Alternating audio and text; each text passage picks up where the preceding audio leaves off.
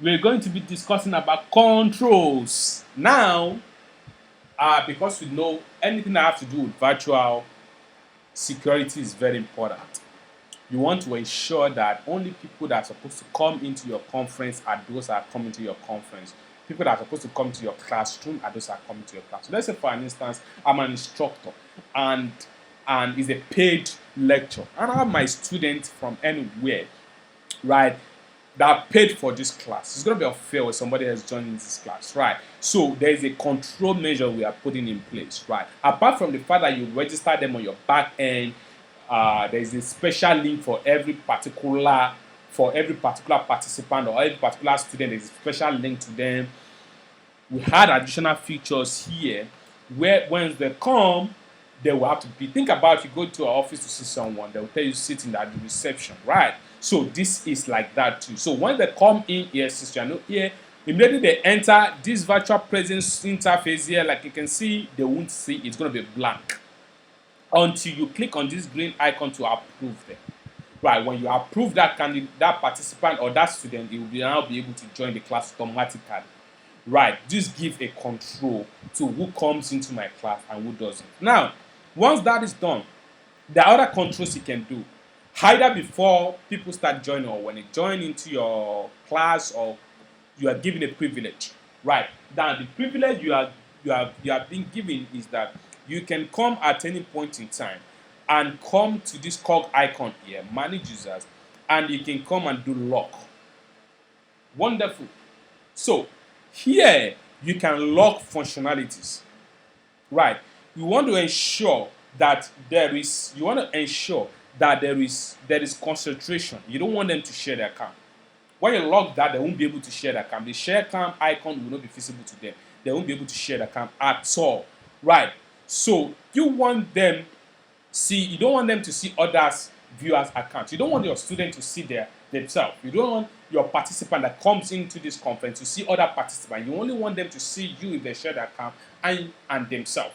Right. So you can do this. When you do this, then it gives that total privacy. Right. Then also, as a teacher, or let's say as an instructor, a speaker, you want the maximum concentration to be focused only on your voice.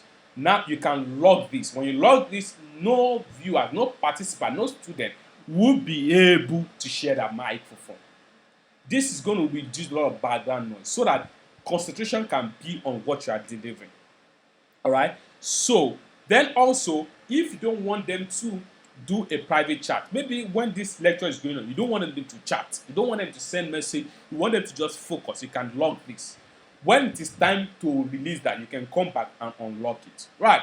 Then also here you can log this out totally. You don't want your viewers or students to send chat to themselves. If they are having access to chat, it should only be public chat. You can log. Once you log this, they won't be able to send chat to themselves. Then if you want them to share or collaborate on the note, you can leave this on. If you lock it, they won't be able to collaborate on note. Also, viewers list. Now, if you don't want your users to, if you log this, once your user comes in, your participant or your student comes into this classroom or this conference room, they will not be able to see other people here. They will only see themselves and you in these lists.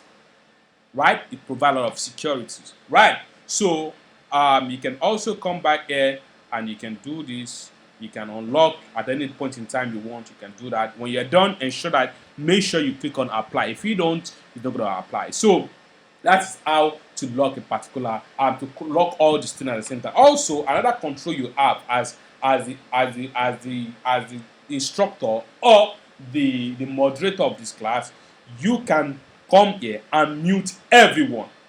You can also mute everyone except the presenter. Everyone else will be muted. Their mic will not work except you or the presenters or the teacher, right? Or you can come individually, mute the person. You can also mute yourself, or come here. You can do the mute here. You can unmute yourself. You can mute here. You can unmute yourself, right? Or you can do the unmute here. You can do the mute here all by yourself. Then also another thing is that we have an emoji expression, right? So now here you can come here and set, oh, I'm raising up my hand, I wanted to say something, right? Or you can say, oh, I'm giving an applaud to what you just said, right? Without them talking, they can use all of these things. Without them talking or disrupting the discussion or whatever, they can use all of these things. And you can come at any point in time as the moderator, you can clear all status so that all status will be clear and you have a new, a plain emojis. So that is that on control, and I would advise you to eventually watch other videos on BaseConverge Virtual Classroom to be able to get yourself used to how to use this tool effectively. Thank you for listening and watching.